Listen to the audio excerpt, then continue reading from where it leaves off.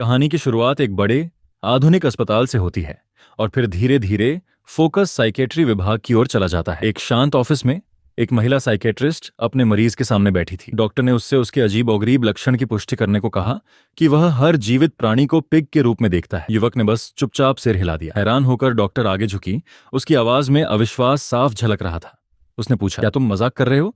क्या तुम सच में मुझे सुअर के रूप में देख रहे हो? युवक का चेहरा बेहद गंभीर था।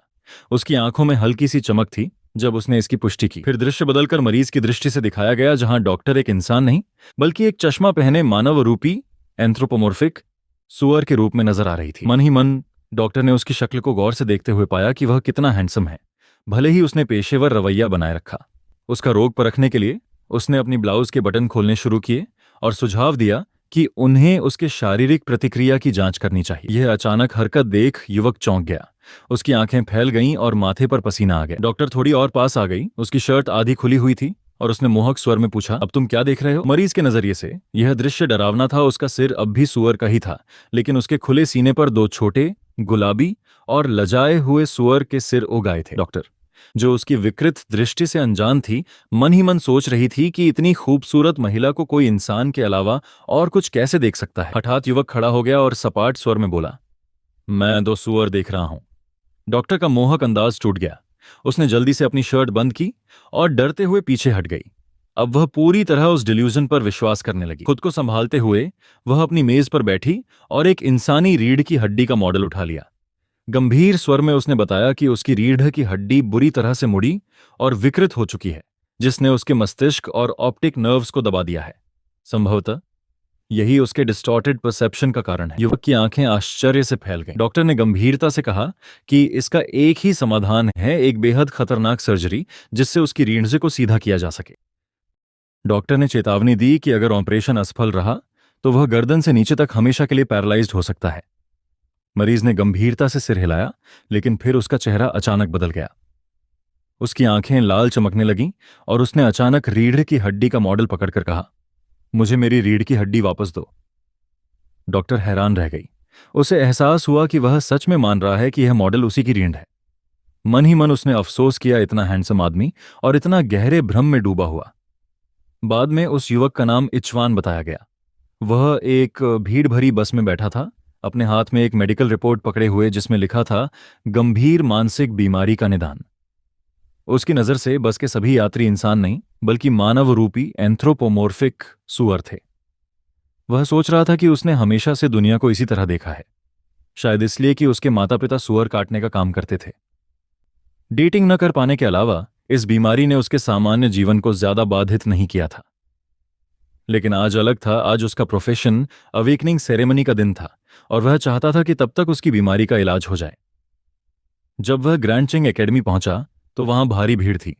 छात्र एक विशाल चमकते नीले क्रिस्टल के सामने जमा थे। उसे चिंता सताने लगी, कहीं ये मानसिक बीमारी अवेकनिंग प्रोसेस में बाधा न डाल दे और उसका भविष्य बर्बाद न हो जाए। तभी पीछे से एक महिला की आवाज आई। उसने मुड़कर देखा, हल्के नीले लंबे बालों वाली एक लड़की उसकी तरफ आ रही थी। उसे देखकर वह विजिबली राहत महसूस करने लगा। लड़की ने मजाकिया अंदाज में देर से आने के लिए उसे डांटा और मुट्ठी भींचकर धमकी दी कि अगर उसने ध्यान नहीं दिया तो वह उसे पीट देगी।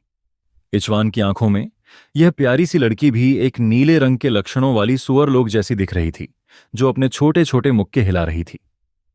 उसकी धारणा से अनजान लड़की और नाराज हो गई। उसे हिलाते हुए पूछा, क्या तुमने मेरी बात सुनी भी है या नहीं? उनकी नोक-झोंक पास से गुजरते हुए एक छात्र का ध्यान खींच लेती है। वह लड़की को पहचानते हुए हंसकर कहता है, अरे ये तो सुलिंग शियन है। कितना प्यार जताने लगी हो तुम इचवान के साथ। कंपेनियन ने बीच में बात जोड़ते हुए कहा कि ये दोनों बचपन के प्रेमी हैं और शायद जल्द ही शादी कर लेंगे। शर्मिंदा होकर सुलिंग शियन ने उन्हें ऐसा करने से मना किया और इचवान से कहा कि वह अफवाहों पर ध्यान न दे। इचवान की नजर से नीले रंग वाले सुअर जैसी लड़की ने भी यही सुझाव दिया, जिससे वह शांतिपूर्वक सहमत हो गया। अचानक कोर्टयार्ड में एक मजबूत आवाज गूंजने लगी। एक वृद्ध व्यक्ति जो चमकते क्रिस्टल के सामने खड़ा था घोषणा करता है कि अवेकनिंग सेरेमनी शुरू होने वाला है और छात्रों को कतार में लगने का निर्देश देता है। वह समझाता है कि उनका अवेकनिंग उनके बेसिक प्रॉपर्टीज स्ट्रेंथ, एजिलिटी और सोल पर निर्भर करेगा, जिन पर उन्होंने कई साल एकेडमी में मेहनत की है। जितने अधिक उनके गुण होंगे उतना ही उनके लिए एडवांस्ड प्रोफेशन अवेक करने का मौका बढ़ेगा। वृद्ध व्यक्ति इस मौके की गंभीरता बताता है, उन्हें याद दिलाता है कि उनका अवेकनिंग प्रोफेशन उनके पूरे भविष्य को आकार देगा। वह घोषणा करता है कि एडवांस्ड कॉम्बैट प्रोफेशन हासिल करना एक असाधारण उपलब्धि होगी जो स्वयं और एकेडमी दोनों के लिए गौरव लाएगी। इसके बाद वह पहले विद्यार्थी से कहता है कि वे प्लेटफॉर्म पर अपना हाथ रखें। एक एक करके छात्र आगे बढ़ते हैं। एक मस्कुलर यंग मैन एक मध्यवर्ती मेटाविकर के रूप में अवेक होता है, लेकिन निराश नजर आता है। दूसरा छात्र एक एडवांस्ड हीलर के रूप में अवेक होता है। तीसरा छात्र जूनियर इंजीनियर बनता है और निराश होकर घुटनों के बल गिर पड़ता है। फिर एक मांसपेशी युवक जिसके बाल लाल नारंगी रंग के हैं क्रिस्टल के पास आता है। जैसे ही उसका हाथ क्रिस्टल को छूता है, क्रिस्टल एक चमकीले सुनहरे प्रकाश में फूट पड़ता है जो उसका परिणाम प्रकट करता है war type profession, rare tier like shadowless sword person. Academy का ओल्ड चीफ, जो चीफ थे, चौंक कर असहाय खड़े रह जाते हैं। उनका जबड़ा खुला रह जाता है। वे अविश्वास जताते हुए कहते हैं कि यह एक rare and large variety of professions है। छात्रों में तपाक भरी आहें निकलती हैं। गर्व से झूमते हुए चीफ उस युवक का नाम पूछते हैं। युवक आत्मविश्वास से मुस्कुराते हुए कहता है, लू जिंगलोंग। चीफ प्रसन्न होकर उसकी सराहना करते हैं और व्यक्तिगत रूप से उसके घर जाकर उसके भविष्य के मार्ग पर चर्चा करने की पेशकश करते हैं। लू जिंगलोंग ने प्रिंसिपल को धन्यवाद दिया, फिर भीड़ की ओर मुड़कर आत्मसंतुष्ट अंदाज में हाथ हिलाया। उसके साथी छात्र जोर जोर से चिल्लाने लगे, ब्रोलोंग, ब्रोलोंग। सेरेमनी आगे बढ़ता रहा और प्रिंसिपल ने अगला नाम पुकारा। भीड़ में से सुलिंग ने जोर से चीयर किया। चलो इचवान, तुम्हारे बस की बात है। प्रिंसिपल ने उसे ध्यान से देखा।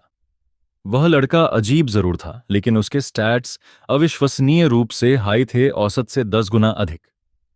चमत्कार की उम्मीद में प्रिंसिपल ने देखा कि इचवान ने मंच पर अपने हाथ रख दिए। पल भर में क्रिस्टल भीषण लाइटनिंग के विस्फोट के साथ फट पड़ा, जो पहले की तुलना में कहीं अधिक शक्तिशाली था। उस शक्ति की लहर ने प्रिंसिपल को हिला दिया और भीड़ लड़खड़ा कर पीछे हट गई। प्रिंसिपल अविश्वास से घूरते रह गए। अगर यह ब्राइट गोल्डन लाइट होती तो इसका केवल एक ही मतलब होता, रेयर टीयर से भी ऊपर का अवेकनिंग। जब सभी इचवान द्वारा छोड़ी गई रॉ शक्ति को देख रहे थे, प्रिंसिपल की आंखें चौड़ी हो गईं। उन्होंने चिल्लाकर घोषणा की, डिवाइन टीयर। यह था legendary and most highly potential awakening. ऊर्जा इकट्ठी हुई और क्रिस्टल पर चमकते अक्षरों में परिणाम उभरा, लाइफ टाइप पेशा, डिवाइन पिग बुचर। प्रिंसिपल निशब्द रह गए, हैरान और भयभीत। कैसे एक डिवाइन टीयर अवेकनिंग का परिणाम कुछ इतना साधारण हो सकता था? छात्रों की हैरानी मजाक में बदल गई। भीड़ हंसी में फट पड़ी। कुछ ने कहा कि शायद क्रिस्टल खराब हो गया है, तो कुछ बहस करने लगे कि इचवान बेहद भाग्यशाली है या बेहद अभिशप्त। प्रिंसिपल के चेहरे पर गुस्सा और निराशा साफ झलक रही थी। सालों से उन्होंने इस पल का इंतजार किया था कि आखिरकार कोई डिवाइन टीयर अवेकनिंग होगा, और वह भी सबसे बेकार पेशा निकला। एक डिवाइन ब्लैकस्मिथ या डिवाइन हीलर होता तो एकेडमी दशकों तक घमंड कर सकती थी, लेकिन यह जितनी बड़ी उम्मीद उतना बड़ा धक्का। अकेले खड़े इचवान की ओर देखते हुए प्रिंसिपल ने केवल एक गहरी झुंझलाहट भरी सांस ली, जबकि वह लड़का चुपचाप वहां से चलता बना। चलते चलते इचवान ने कुछ अजीब महसूस किया। केवल उसकी आंखों को दिखाई देने वाली एक होलोग्राफिक नीली स्क्रीन उसके सामने उभर आई। होलोग्राफिक स्क्रीन पर इचवान का पूरा स्टेटस दिखाई दे रहा था, जिसमें उसका नया प्रोफेशन, टैलेंट्स और स्किल्स शामिल थे। टैलेंट्स: स्वाइन नेमेसिस सुअरों पर 50% अतिरिक्त डैमेज बोनस, जो हर एक सुअर को मारने पर बढ़ता है। सुअरों से मिलने वाले नुकसान में 50% की कमी। ब्लेड ऑफ गॉड्स स्लेइंग, पहला स्किल। ब्लड शैडो बुचर, सुअरों के मन में भय पैदा कर देना। इचवान की नजर स्वाइन नेमेसिस पर टिक गई। जैसे ही उसने 50% डैमेज बोनस का अर्थ समझा, उसके चेहरे पर धीरे धीरे एक हल्की और रहस्यमय मुस्कान फैल गई। उसके भीतर एक शक्तिशाली एहसास जग उठा। शायद पागल होना इतना बुरा भी नहीं था। दृश्य बदलकर इचवान के दृष्टिकोण से दिखाया गया। पूरी एकेडमी निराश, प्रिंसिपल, मजाक उड़ाते छात्र अब इंसान नहीं बल्कि सुअरों की भीड़ थी। जैसे जैसे बाकी छात्र जागरण क्रिस्टल से दूर जा रहे थे, प्रिंसिपल सदमे में चुप खड़े थे। इधर उसके सहपाठी अब खुलेआम उसका मजाक उड़ाने लगे। लू जिंगलोंग और उसका दोस्त बेरहमी से हंस रहे थे। उनकी हंसी व्यंग्य से भरी थी। लू जिंगलोंग का दोस्त तंज कसते हुए बोला, मैंने तो सोचा था कोई असली ड्रैगन निकलेगा। ये क्या निकला? बस एक सुअर काटने वाला। फिर उसने बनावटी प्रशंसा में कहा, लू जिंगलोंग ही इस अकादमी का असली ड्रैगन है। लू जिंगलोंग गर्व से मुस्कुराया और इस प्रशंसा में डूब गया। इन तानों के बीच सुलिंगवान आगे बढ़ी। उसकी मौजूदगी भीड़ की छींटाकशी के बीच एक शांत और सुकून देने वाला पल थी। उसने धीरे से इचवान के सिर पर हाथ फेरा, जैसे उसे दिलासा दे रही हो। हिम्मत बढ़ाने के लिए उसने कहा, एक डिवाइन टीयर पिग बुचर के रूप में तुम अपने पिता की विरासत को सम्मान दे रहे हो। जब वह यह कह रही थी, बाकी छात्र उन्हें ईर्ष्या से देख रहे थे। भीड़ में दो लड़के तो रो भी रहे थे, सिर्फ इस बात से अभिभूत होकर कि इचवान को डिवाइन पेशा मिला है, भले ही वह पिग बुचर ही हो। थोड़ा लजाते हुए सुलिंगवान ने कहा, मेरे पिता और तुम्हारे पिता दोनों ये खबर सुनकर बहुत खुश होंगे। इस बात ने इचवान को उनके बचपन की याद दिला दी। कैसे वे पड़ोसी के रूप में बड़े हुए थे, कैसे उनके माता पिता हमेशा उन्हें एक दूसरे के करीब लाने की कोशिश करते थे, जबकि वे सब साधारण जीवन भर चलने वाले प्रोफेशंस वाले सामान्य लोग थे। उनकी बातें प्रिंसिपल ने बीच में काट दी, जो आखिरकार अपने होश में लौट आए थे। उन्होंने अगला नाम पुकारा, सुलिंगवान। अब उसकी बारी थी। घबराहट और उत्सुकता के मिले जुले भावों के साथ उसने इचवान की ओर मुड़कर कहा, देखते हैं मुझे मां की सिलाई की कला मिलती है या पापा की शराब बनाने की कला। दिल से निकली सच्चाई के साथ सुलिंगवान ने इचवान से वादा किया, चाहे मेरा अवेकनिंग जैसा भी हो, मैं हमेशा तुम्हारे साथ रहूंगी। उसके इस वचन से इचवान कुछ पल के लिए शब्दहीन रह गया। गहरी सांस लेकर सुलिंगवान आगे बढ़ी और अवेकनिंग क्रिस्टल पर अपना हाथ रखा। जैसे ही उसकी उंगलियां सतह को छूने लगीं, नीले बर्फीले प्रकाश का विशाल स्तंभ आकाश की ओर फूट पड़ा, जो अब तक के किसी भी अवेकनिंग से कहीं अधिक शक्तिशाली था। सुलिंगवान वहीं ठिठकी खड़ी रह गई। उसकी आंखें चौड़ी थीं। अपने भीतर उमड़ती हुई इस अपार शक्ति से वह हैरान थी। प्रिंसिपल तो उससे भी ज्यादा चकित थे। उनके चेहरे पर अविश्वास उभर आया। उन्होंने कांपती आवाज में चिल्लाया, एक लीजेंडरी पेशा? यह तो लू जिंगलोंग के रेयर टीयर से भी ऊपर है। घूमते नीले प्रकाश के बीच क्रिस्टल ने उसका भाग्य प्रकट किया। Combat type profession, legendary tier, snow soul sword immortal. Principal को इसे समझने में समय लग गया। एक लेजेंडरी कॉम्बैट प्रोफेशन, वो भी तब जब उसके दोनों माता पिता ऑर्डिनरी आजीवन प्रोफेशन वाले थे। यह लगभग असंभव था। उन्होंने निष्कर्ष निकाला कि यह अवश्य ही किसी अति दुर्लभ म्यूटेशन का परिणाम है। जब नीला ऑरा फीका पड़ा, सुलिंगवान बदल चुकी थी। उसके व्यक्तित्व में अब नया आत्मविश्वास झलक रहा था। अब उसे एकेडमी की शीर्ष छात्रा मानते हुए प्रिंसिपल काफी सम्मान से उसके पास आए। उन्होंने वादा किया कि चिंगकिंग एकेडमी उसके भविष्य को संवारने में कोई कसर नहीं छोड़ेगी। सुलिंगवान ने गरिमापूर्ण मुस्कान के साथ धन्यवाद कहा और मंच से नीचे उतर आई। वह अब सिर्फ एक छात्रा नहीं, बल्कि इमेंस पावर और महत्व का प्रतीक बन चुकी थी। भीड़ ने तुरंत इचवान और उसके अवेकनिंग से इसकी तुलना करना शुरू कर दिया। उनमें से दो छात्राएं आपस में फुसफुसाईं। एक ने कहा, क्या अभी सुलिंगवान, जो अब एक लेजेंडरी वॉरियर बन चुकी है, उस लोली पिग बुचर का पीछा करेगी? उसकी सहेली ने नाक से कोड़ते हुए इसे खारिज कर दिया। बिल्कुल नहीं। सुलिंगवान तो अब महानता की ओर बढ़ रही है और इचवान वहीं का वहीं है। मेरे हिसाब से तो ऐसे हारे हुए को खुद ही किनारे हो जाना चाहिए। जैसे ही सुलिंगवान पास आई, इचवान ने उसे सरल और सीधी बधाई दी। लेकिन सुलिंगवान की मुद्रा पूरी तरह बदल चुकी थी।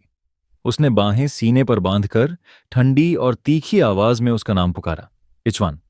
सुलिंगवान ने माना कि उनके बीच शायद कुछ गलतफहमियां रही हों, लेकिन उसने साफ शब्दों में कहा कि अब वह सब स्पष्ट कर देना चाहती है। फिर ठंडे और अंतिम स्वर में उसने घोषणा की, हम अब एक ही दुनिया के लोग नहीं रहे। इचवान विजिबली हैरान रह गया। पास खड़े लू जिंगलोंग और उसका दोस्त इस सार्वजनिक अपमान का मजा लेते हुए आत्मसंतुष्ट हंसी के साथ यह दृश्य देख रहे थे। लेकिन सभी की हैरानी के लिए इचवान की हैरानी धीरे धीरे खुश मिजाज सहमति में बदल गई।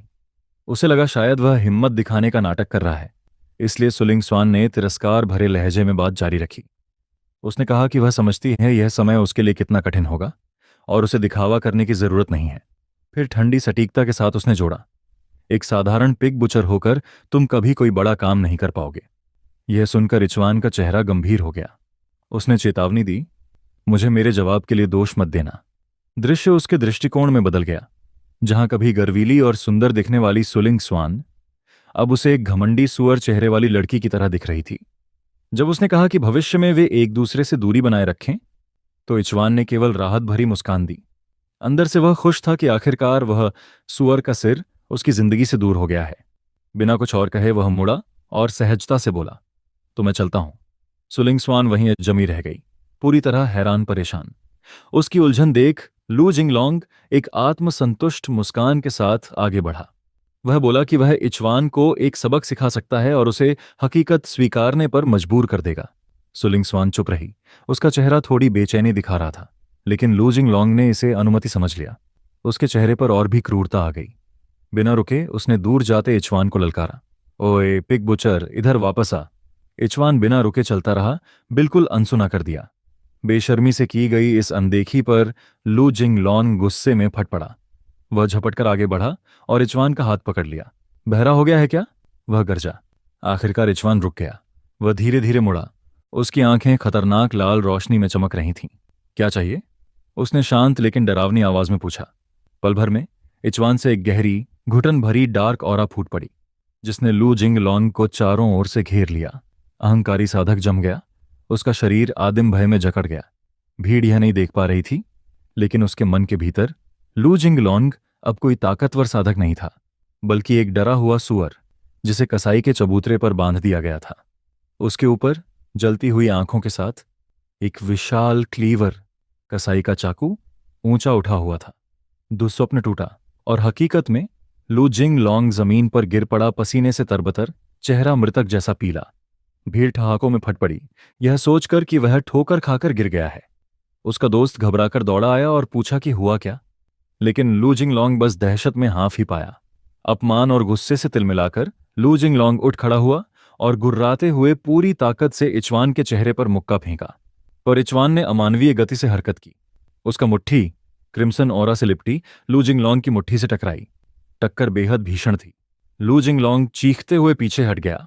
उसका हाथ चूर चूर हो चुका था, हड्डियां ब्लॉक की ताकत से कुचल गईं। पूरी भीड़, सुलिंग स्वान, लू जिंगलॉन्ग का दोस्त और सभी दर्शक स्तब्ध खड़े रहे। अपना टूटा हाथ पकड़े हुए लू जिंगलॉन्ग अविश्वास में चीख उठा, असंभव, ये कैसे? एक पिग बुचर ने मुझे हरा दिया कि? इचवान शांत खड़ा था, गहरे लाल आभा में लिपटा हुआ। तिरस्कार भरे अंदाज में उसने कहा, मैं पिग बुचर हूं। यह तो स्वाभाविक है कि मेरे हाथ मजबूत हों। यहीं पहली बार भीड़ ने उसके पेशे की छिपी हुई ताकत की झलक देखी। एकेडमी में हड़कंप मच गया। लू जिंगलॉन्ग के साथी सदमे से उसकी बुरी तरह मरोड़ी हुई हथेली की ओर इशारा कर रहे थे। दर्द और गुस्से से बेहाल लू जिंगलॉन्ग ने चीखकर कसम खाई, मैं तुम्हें मार डालूंगा। अपनी ऊर्जा समेटते हुए उसने अपनी अनहानी हाथ में flaming spirit sword void long प्रकट की। भीड़ में गॉसिप करने वाली लड़कियां आपस में फुसफुसाने लगीं। एक ने कहा, अब तो लू जिंगलॉन्ग सच में गंभीर हो गया है, इचवान का खेल खत्म। दूसरी ने अफसोस जताया, एक साधारण बुचर होकर उसने एक कॉम्बैट क्लास कल्टीवेटर को चुनौती ही क्यों दी? माफी मांग लेता तो अच्छा होता। सबको पता था लू जिंगलॉन्ग की तलवार इस्पात को भी काट सकती है। अपमान और क्रोध से पागल होकर लू जिंगलॉन्ग ने हथियार उठाया और चीखते हुए कहा, मैं तुम्हें मार डालूंगा। लेकिन वार करने ही वाला था कि अचानक हवा बर्फ सी ठंडी हो गई। चारों तरफ बर्फ के फाहे गिरने लगे और उसकी ऊर्जा तलवार की धार पर बर्फ जमने लगी। चारों ओर कड़कती ठंड की चटक सुनाई देने लगी। बर्फ तेजी से फैलने लगी और पलक झपकते ही लू जिंगलॉन्ग का पूरा शरीर एक जमी हुई परत में कैद हो गया। उसने पूरी ताकत लगाकर उस जकड़न से निकलने की कोशिश की, लेकिन भय के साथ समझ गया कि वह हिल भी नहीं सकता। आखिरकार उसने बड़ी मेहनत से सिर घुमाया और सुलिंगवान की ओर घूरते हुए पूछा, तुम अब भी इस इचवान का बचाव क्यों कर रही हो? सुलिंगवान ने बाहें सीने पर बांध रखी थीं। उसके शरीर से एक कड़कती ठंडी आभा निकल रही थी। उसने बर्फीली आवाज में आदेश दिया, बस करो। उसने साफ कर दिया कि उसे यह लड़ाई देखकर कोई खुशी नहीं हो रही और वह चाहती है कि दोनों उसकी वजह से लड़ना बंद करें। दृश्य चौड़ा हुआ और पूरे प्लाजा के बीच तीनों को तनाव में आमने सामने खड़े हुए दिखाया गया। सुलिंगवान की नजर कुछ पल के लिए इचवान पर टिक गई, फिर उसने ठंडे स्वर में कहा, तुम्हें अब समझ जाना चाहिए, हम अब एक ही दुनिया के लोग नहीं हैं। उसने ऐलान किया कि यह आखिरी बार है जब वह उसकी मदद कर रही है, उसके अतीत को अलविदा कहने का अंतिम क्षण। लेकिन इचवान बस बोरियत भरे भाव में खड़ा रहा, जैसे उसकी बातों का उस पर कोई असर ही ना हुआ हो। वह ऊबते हुए कान में उंगली डालने लगा। सुलिंगवान ने मुड़कर आखिरी चेतावनी दी, चिंकिंग छोड़ दो इचवान। अगली बार अगर लू जिंगलॉन्ग बदला लेने आया तो मैं बीच में नहीं आऊंगी। इचवान ने लापरवाही से एक लंबी बनावटी जम्हाई ली। अगर और कुछ नहीं है तो मैं चलता हूं, उसने अनमने ढंग से कहा और मुड़कर चला गया। दूर से देख रही दो गपशप करने वाली लड़कियां हैरानी से उसे जाते देखती रहीं। एक ने बुदबुदाया, क्या वो सच में इतना लापरवाह है? दूसरी ने सिर हिलाया, ऐसी स्थिति में कोई इतना शांत कैसे रह सकता है? दृश्य बदलता है। अब इचवान अकेला सांझ होते हुए हल्की सी रोशनी वाली शहर की सड़क पर टहल रहा है। उसकी शांति अचानक तब टूटी जब एक महिला एक बड़े और आक्रामक कुत्ते के साथ उसके रास्ते में आ खड़ी हुई।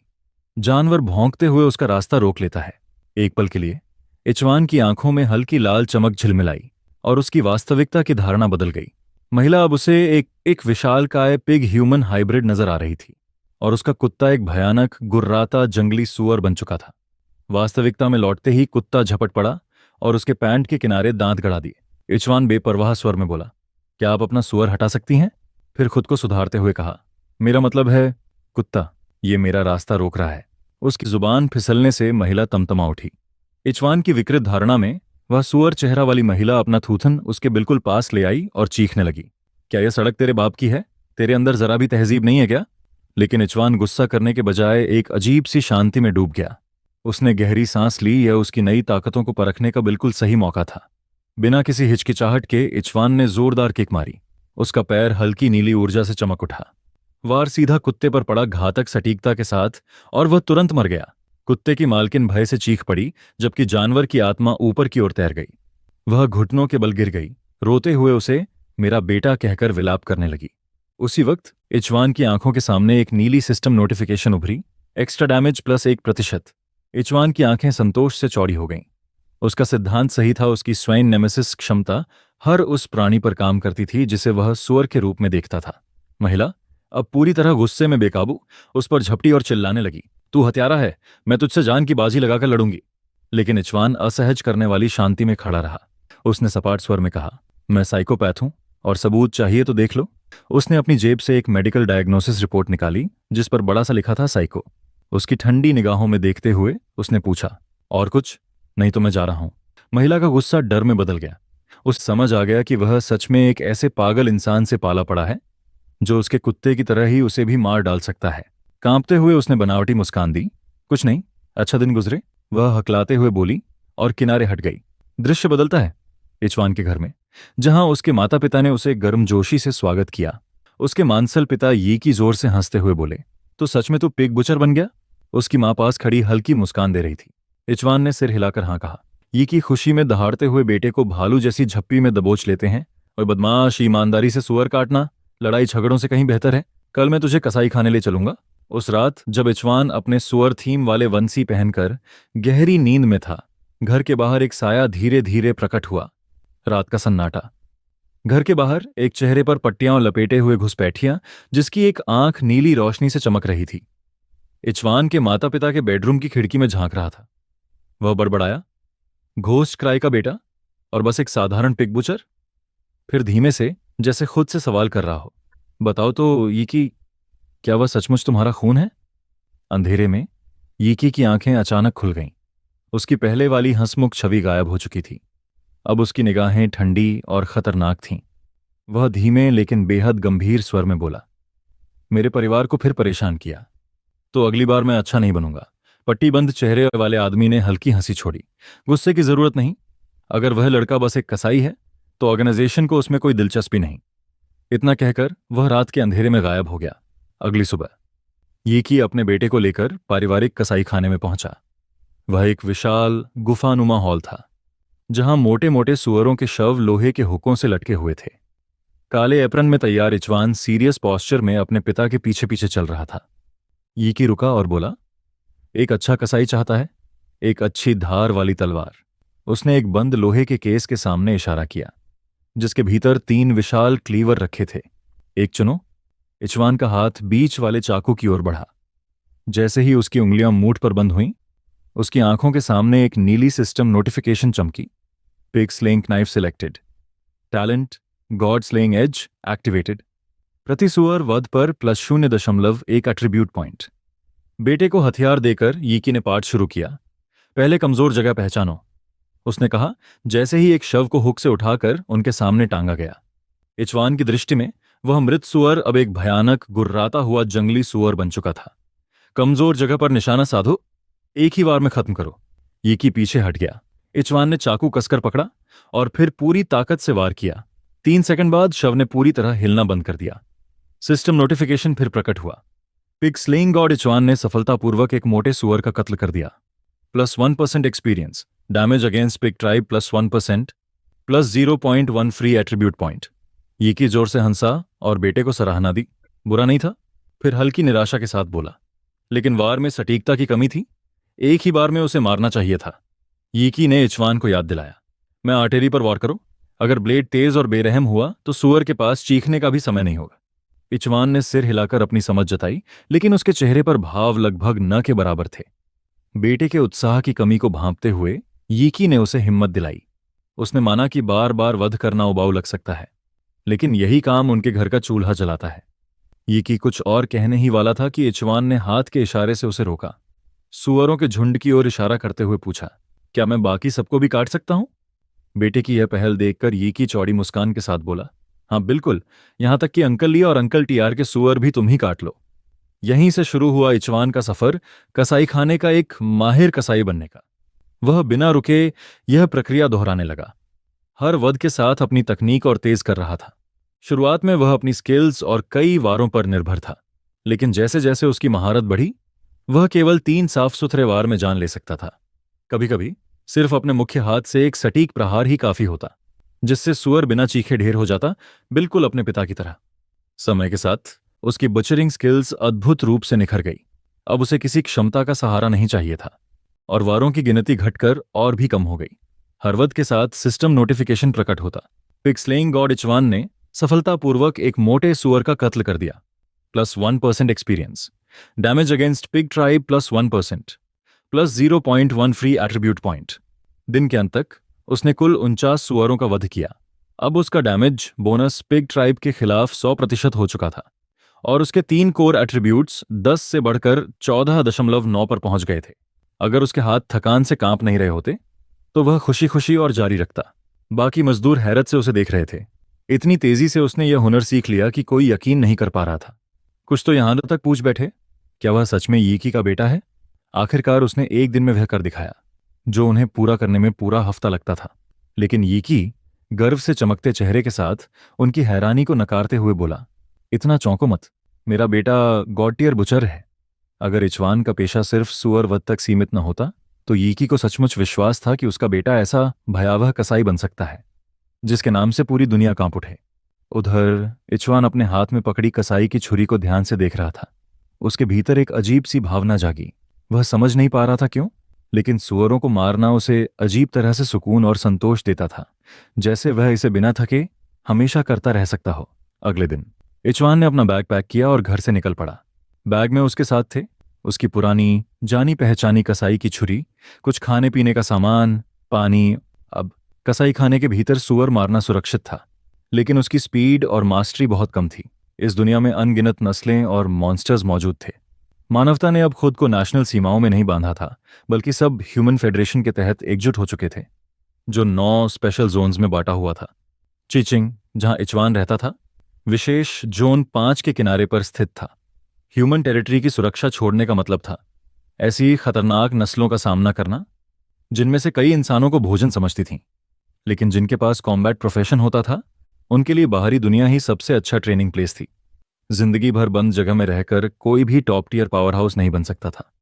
शहर छोड़ने से पहले इचवान ने मुख्य द्वार पर एक साधारण रजिस्ट्रेशन प्रक्रिया पूरी की।